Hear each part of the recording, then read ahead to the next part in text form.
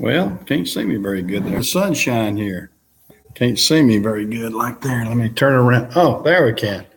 I guess I was just too much light the other direction. All right. Let me spin around here. Spin around, sit down. You have a different view. I guess the camera was sitting right there. Hey, Sarge, how you doing? Yeah, everything's doing pretty good today. Had a pretty good day today. I sold 4 trucks today.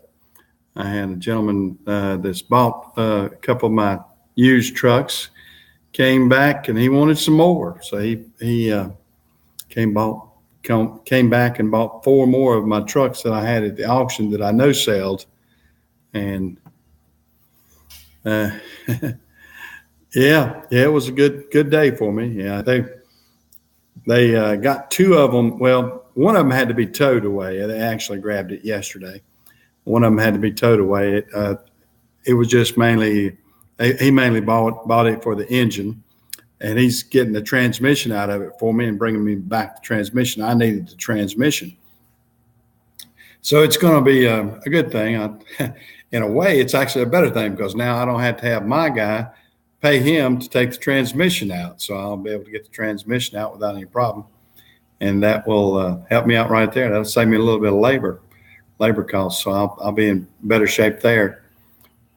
And I went down to a friend of mine and we worked on an auger. I bought me a new auger and everything for my skid steer and got the new hydraulic auger.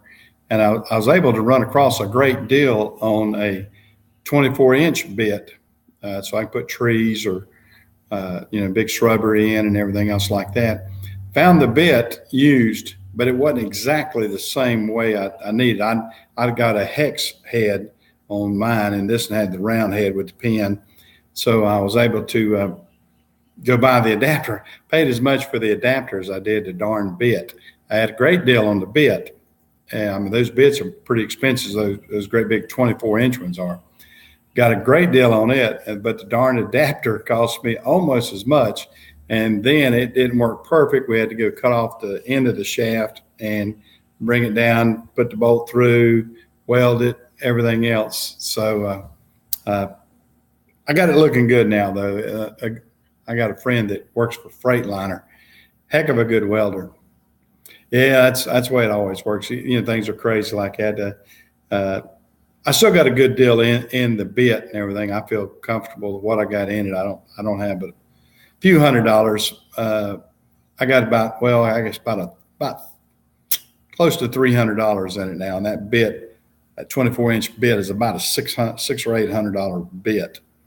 So I feel like I came out good. And it had just been barely used. The guy that had it before me hadn't used it much at all. So I feel good about that. But the trucks, we're renumbering some trucks. I'm finishing up with the sale of my 5 bid runs out of Greensboro. Yeah, not as much a chunk of change as some of that stuff I bought. So, yeah, those big bits, these 36-inch bits, they're up $1,200-$1,300, I think, for those big bits.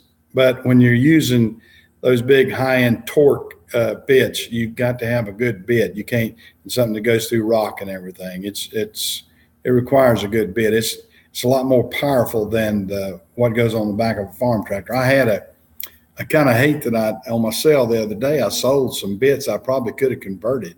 I had some good 8-inch bits, I believe it was 8 or 10-inch bits. I wish I'd kept them because what I got out of them at the sale.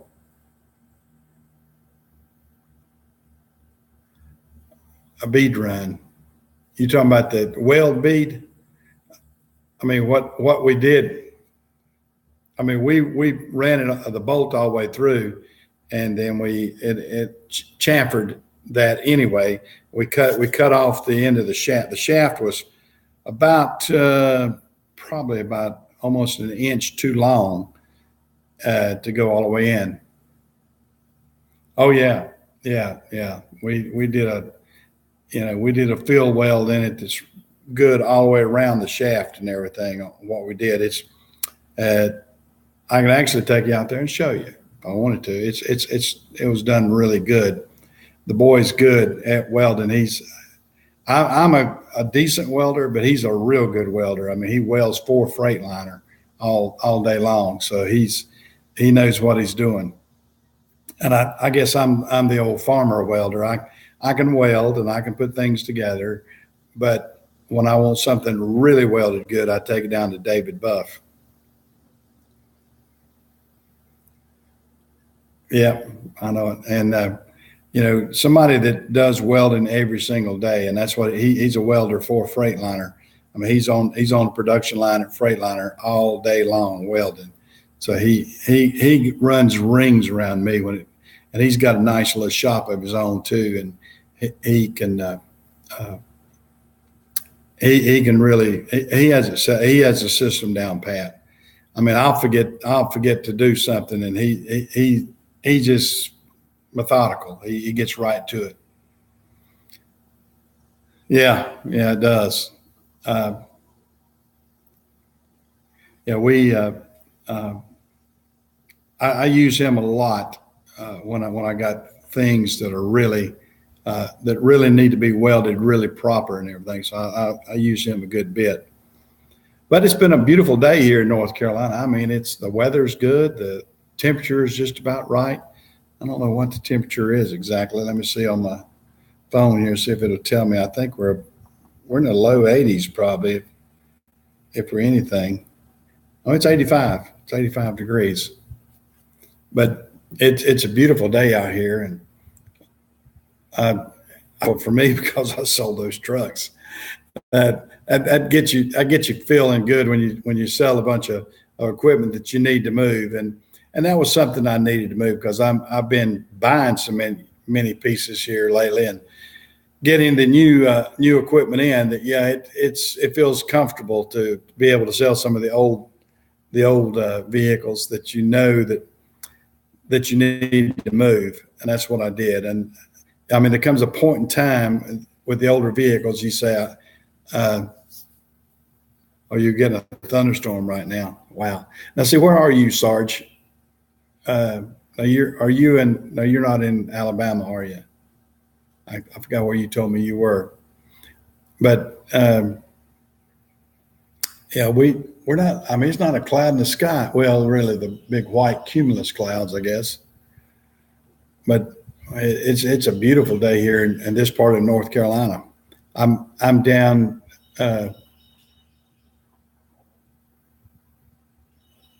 Oh, you're in West Palm Beach. Wow. Okay, now you're a driver too, Sarge. You said finding the loads. That's a good thing about being a contractor. I don't have to worry about loads. I'm on bid runs. I've got dedicated bid runs. Mine run the same exact location every single day, in and out the same day. I don't have to worry where they're going or how much the loads are or what time the loads leave. They leave at a dedicated time. They're a dedicated run, dedicated time. Leave out like clockwork, pretty much. Although my guys will say, "Oh, yeah, they hadn't got my loads ready." They might leave out 20 or 30 minutes later than normal or whatever. But as the trucking goes, the contracted runs like this are fantastic, I think. And I've been doing it a number of years. This is my 32nd year doing this with RPS FedEx. So pretty deal. I sold 5 runs in the Greensboro area. I sold 5 bid runs over the past month, and I am getting inundated with every contractor you can imagine. I've had 4 contractors call me and want to, "Are you selling runs? Are you selling runs? Are you going to sell out?" I said, "No, I'm just selling. I just sold my Greensboro runs. I wanted to get away from Greensboro because we're actually getting runs in Savannah, Georgia. And I wanted to concentrate on putting that equipment in Savannah, Georgia, sell off the contracted runs in Greensboro, give me some capital back too in that respect, and then reinvest down there." And now I'm able to take those 5 trucks. Oh, I know. Yeah, people will always do that. Anytime you got anybody that can undercut you, they'll do that. Now that's the good thing. Again, like what I'm at, we don't get underbid. I mean, we have a set rate. We know what I know what I'm getting every single trip, every mile. No deadhead miles. I don't have to worry about. I mean, if there isn't a load on the other end, I get back regardless. So we're getting in and out as normal. So we do really good with that. Yeah, you can't do that. Now, are you running independent, Sarge, or are you have your own truck, or are you running for a company? I mean, that's I have my own authority on my Amazon. Oh, okay, yeah, okay. So you have your own authority then. I have my own authority for my Amazon loads. Now, again, they're set too. I'm a contractor with Amazon and I'm a contractor with FedEx. FedEx is my bread and butter. I've got bid runs with Amazon. I have to get what they call, they'll tender you loads. Other words, you set yourself up for what you want, the kind of territory you want, and then they'll tender you the loads. Okay, so you're running a team. Okay, you are running. Okay, solo owner operator. Okay, yeah, that's tough. That's tough. I, I don't envy you there. I've put my time on the road. Thank goodness I don't drive very much anymore. I drive occasionally. I drive, but I really have too much going on to drive and keep myself out there on the road. I mean, I could save, $1,200-$1,300 a week if I drove one of the runs, but it would take me away from everything else I'm doing. It would really kind of screw me up on things. And plus, I'm getting old. I don't want to drive. I'm 67, and I've been driving since I was 18 years old. So, 50 years of driving is of some description. Of course, several years I was what they call a yard switcher. When I was young, I was a yard switcher. Uh, yeah, I know it. There's always scabs on everything. Yeah, that's tough. Have you got are you pulling produce? Is that what you're pulling? Or are you pulling just anything back out of Florida? But that's generally what you get out of Florida. We sometimes don't get anything out of Florida. We run a lot of freight into Florida, but because FedEx doesn't handle produce or anything, we'll a lot of times we'll pull empties out of Florida going back to North Carolina or South Carolina, Georgia, whatever.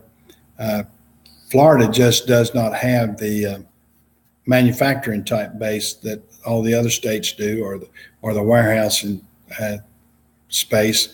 I guess some of the ports might have some, but with Savannah's ports getting so large, I mean, they've really increased. I think they about doubled the size of Savannah's ports. It's really open. Okay, boats, RVs, trailers, etc.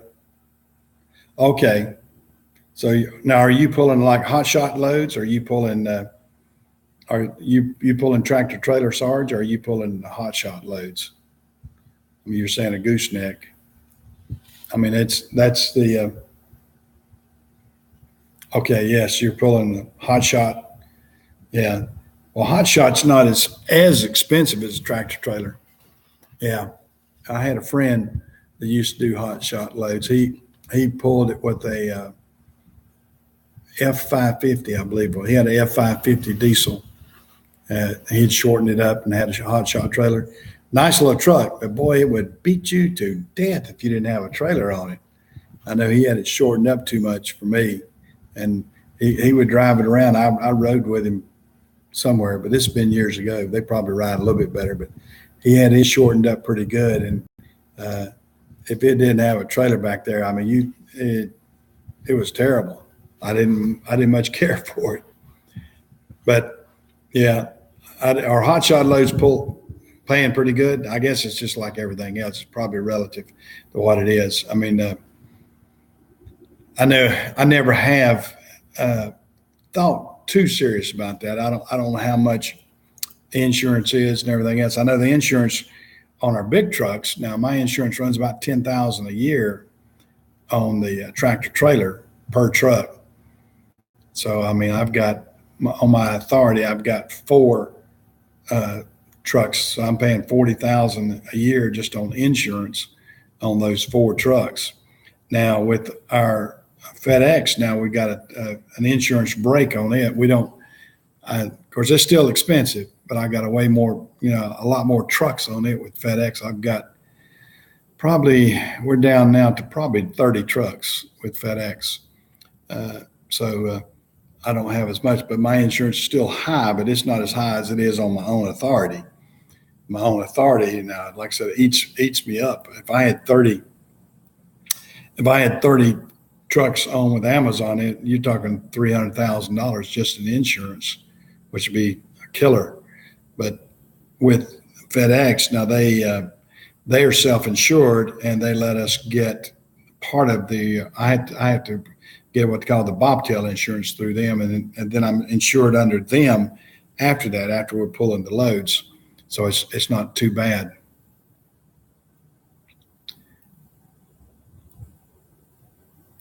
Oh man, I'd hate to, well, and see, that's the thing about it. I used to get tickled at guys. They would listen to me, talk to me about my race. I'd tell them what I was getting at the time, whatever it was.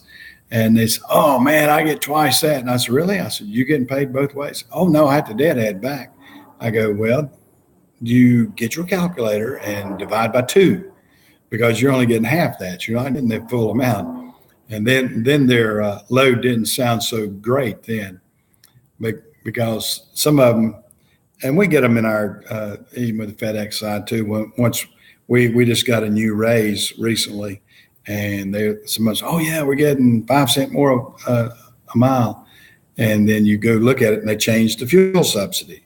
Well, the fuel subsidy went down 2 cents. So hey, it's got so much per mile. The freight rate so much a mile. So in essence, you've got 3-cent raise instead of a 5-cent raise. And some of them are going around and say, "Oh yeah, we got a 5-cent raise." Well, and then the drivers hear that, and they say, "Oh well, we're going to get half of that, are we?" And then they go, "No. It's not the way it works. You got to divide it up evenly between you, the truck, and the driver." And I mean, if it's not an incentive for the contractor, I mean, there's no use for him being out there.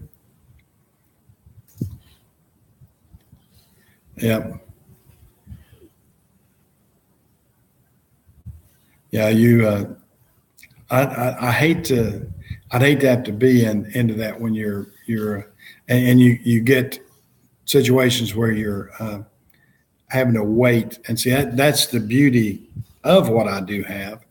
Our wait time is minimum when it comes to driving.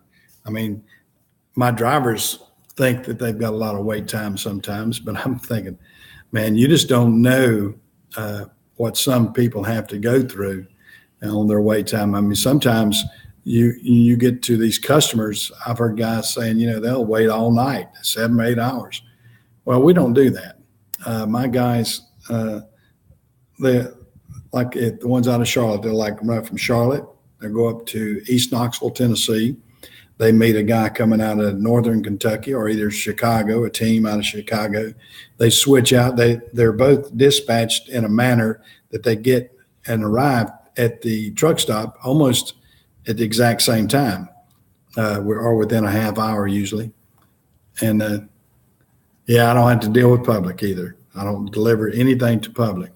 But my guys, I hear them, they'll call and complain, "Oh man, I've been sitting here an hour." Okay, fine. You have to you're mandated to take a half hour off anyway. So you lost a half hour. That's nothing in the trucking industry. That is nothing. And, but you still have the ones that will complain profusely that, "Oh man, I'm not getting paid by the hour." No, but you're getting paid good per mile. You have to learn to adapt to a few of these, and then you can you can deal with it. You can deal with it. But that's life as a trucker. I've had a lot of guys ask me how I got into the trucking business and everything, and just to give a brief synopsis of it, I was raised in a trucking environment. My father drove for a company called Carolina Freight, who's no longer in business now. It's part of ABF. But he drove for Carolina Freight for 38 years. I live in this little small town of Cherryville, North Carolina, which was the home base for Carolina Freight. Mr. Greer Beam and his brother Dewey Beam started Carolina Freight back in the 30s. And it was started because of all the textiles in this area, the Gaston County area, and we're just all around here, as was huge into textiles. So he got into delivering textiles to the Northeast and everywhere else, like so many people were doing. And then he was delivering even to the South and bringing produce and things like that. Because my dad used to run a lot of produce out of Florida for him. And, we were sort of centralized. Cherryville here is sort of centralized between Miami and New York. Ooh, okay. You have to excuse me. I'm outside here, and there was a wasp just about got me. Dad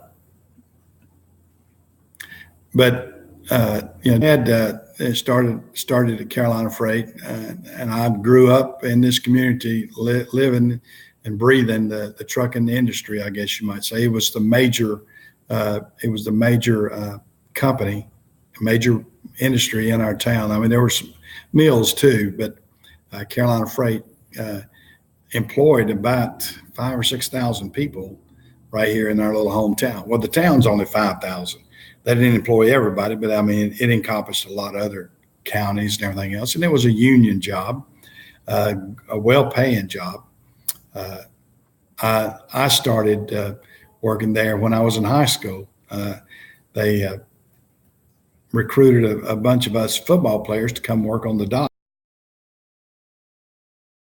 And so we would go down there and work on the dock and that sort of stuff. And then as I was loading freight into there, I kept because back then I'll tell you another thing. I was a school bus driver too, and I always liked equipment. I've always liked equipment. I always liked driving equipment when I was young and living on a farm. Dad had about a 40-acre farm on the other side of town, and so, as a young kid, I was a gearhead. I loved cars. I loved trucks. I loved anything mechanical. Still do to a degree. And, but like I said, I started doing that when I was, I was 16 years old when I see it was in, 87. 67. What am I talking about?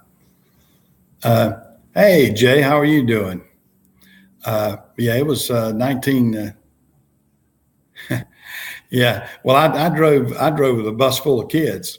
Back then, 16-year-olds could drive school buses, and they no longer allow that. But they back in the 60s, like I said, we could drive school buses, and I had my school bus license, and I drove the regular route. My dad, to give you how, for instance, my dad told me, he said, son, here's the deal. You're either going to ride that bus or you're going to drive that bus.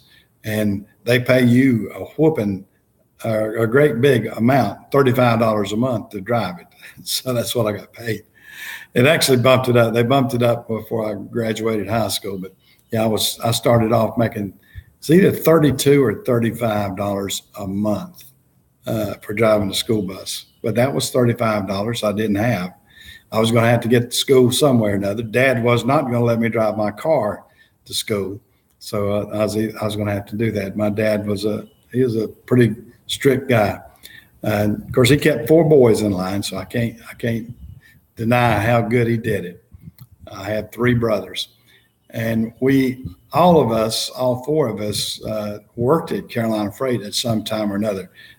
My brother, just older than me, he's always been the cushy guy. he worked inside. He worked in the billing department, typing and everything. Unfortunately, I worked outside. And my oldest brother was a mechanic there for a number of years. He went to Nashville Auto and Diesel College and learned to be a diesel mechanic, and came back and got a full-time job as a diesel mechanic.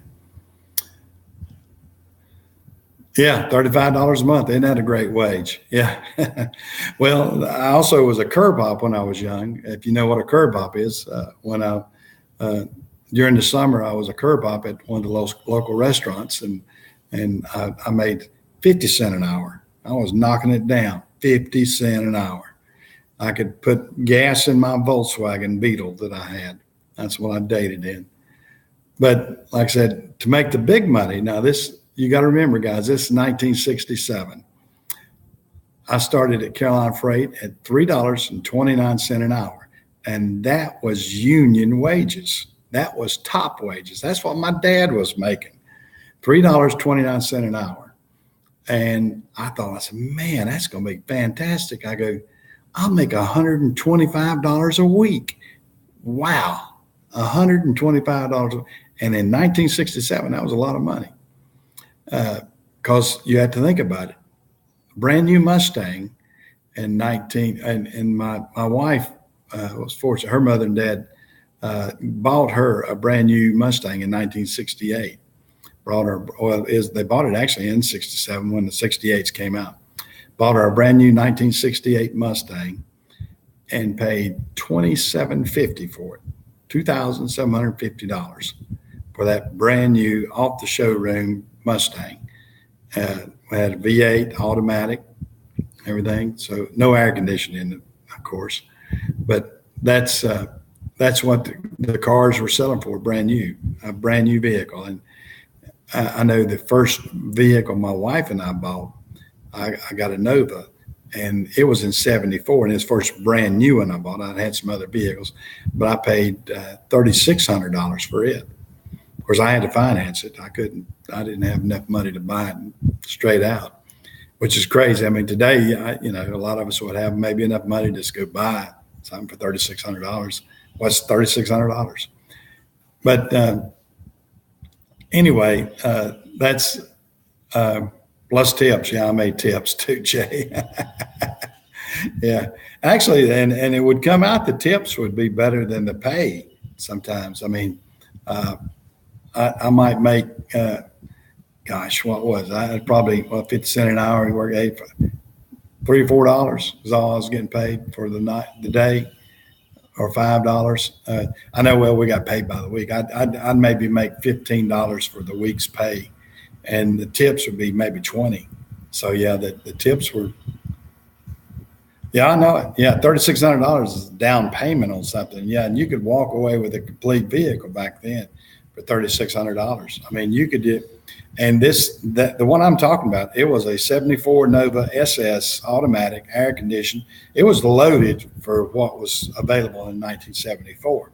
It was in the showroom. It was beautiful. It was blue with a white vinyl top on, a quarter vinyl top. It was sort of odd. They only put it on the back quarter of it. I don't know why. I think that was just something that, it was different. But when we speak of that, like I said, that's I'm going back.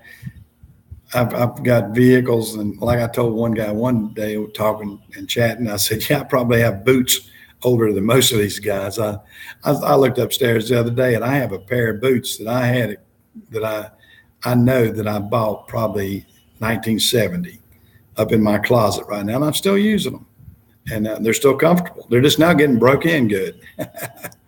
And so that's the way things are. I mean, life's been good to me though. I'm happy. I'm a very fortunate guy. I'm a very happy guy, and I got two wonderful children. My children are probably as old as most of you guys I'm talking with and everything. And my son is 45. And my daughter is 47, and I have one grandchild. I have a grandson that's 13, and that's the love of my life. I mean, we have a great time. Now, my son, fortunately, I told him, don't get in the trucking business. I don't want him in the trucking business. He went to school and got a real good education. He's an electrical engineer, and he works for Baldor Corporation. Well, it started out, his corporation's kind of been bought a couple of ways. It started out, it was Rockwell Automation, and then they got bought out by somebody. Who was it? And then they got bought out by Baldor, and then now Baldor has gotten bought out by ABB, which is a Swedish company, but they make big motors. He's an engineer and designs motors for either mine. He does big mining motors. They do big not steamships. What am I? Tugboats. Like I said, great big mining outfits in West Virginia, and he's had to go to Colorado for mining motors and everything, where they do all the digging and everything, big AC and DC motors, and then oil well rigs and everything. They do big AC and DC motors. A lot of people don't realize, you've got some of these rigs like that they've got to. They think they're run off diesel. Well, they know the diesel usually is they get a big diesel motor or several diesel motors to generate electricity off of a generator to power, make their own little small power plant to run these great big huge electric motors. And that's the way a lot of things, even trains are like that too. Trains are using a huge electric motor. They're using the diesel engines to power the electricity, and because a lot of people think, oh yeah, that diesel engine is doing it. Well, no, the diesel engine is doing the other thing. It's working a generator, then the generator's making electricity. Then the electrical part.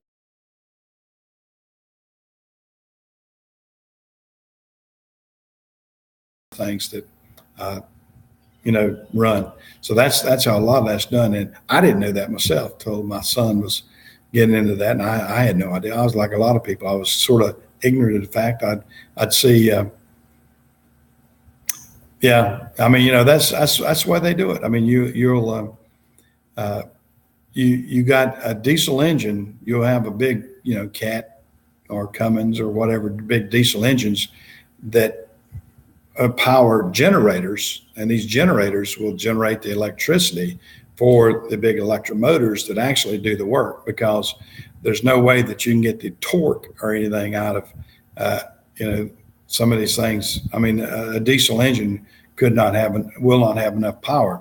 It has enough power to turn the generator to make electricity, so the electricity can be enough, and you're getting way up into huge voltages too.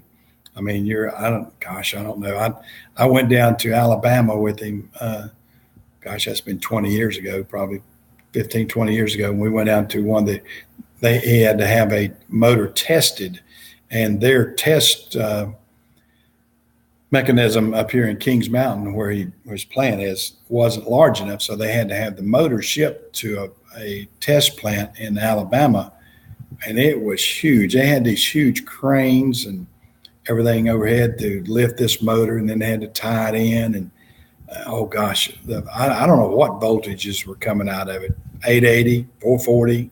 I don't know. I'm not the engineer. I don't know, but I know it was a huge amount of electricity that these motors were having to generate, or it took to run these motors. And so real interesting. I mean, you would not realize that much kind of manufacturing and everything goes on. Oh yeah, I know. That's why trains are so efficient for freight, and because they have to. Of course, General Electric is one of the big ones for trains.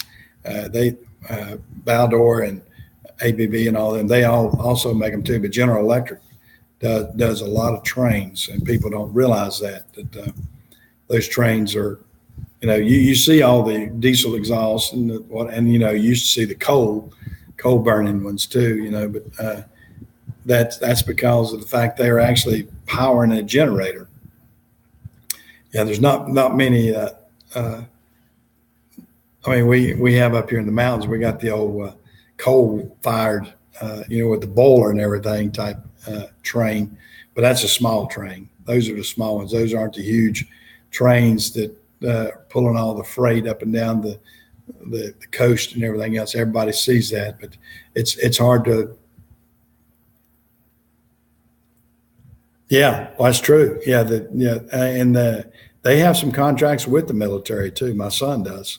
Their company, they actually design things for the military, and military gets away with some things too. It's sort of ironic and sort of funny. I've been to dealers and everything else with about the diesel stuff, and the military doesn't have to worry about emissions. I mean, they can build these Detroit engines, and I've seen brand new ones come off at Freightliner and all these other places, and they're for military use, and they don't have the emissions on them because they found out right quick they can't afford to have this equipment down in war times because of all this emissions and everything else. And they have to draw the line somewhere. They're going to pollute Afghanistan, I guess, or Kuwait or whatever. They have to draw the line. Are we going to be reliable, or are we going to be energy efficient or whatever? So they have to. They get through a lot of regulations on the military. Yeah, they're military exempt. Yeah, they're exempt from. And you probably saw that when you were in the service. I mean, they have military has a lot of exemptions. That it's sort of like you do what I say, you don't do what I do. But that's kind of the way it has to be. I mean, we are so regulated now with everything that I'm glad that we were having some relaxation with the EPA and some of these other things that's going on. So that's sort of my feeling about it. Well, guys, I'm gonna get off of here. I've been on here about 40 minutes, and I appreciate y'all jumping in, chatting. I got to get back to work. My wife's gonna be out here after me because I've had my lunch break and now I've had my chat break, and I'm gonna get off. Enjoy talking with all y'all guys and seeing y'all, and maybe I can get back out here and do it again another time. Take care.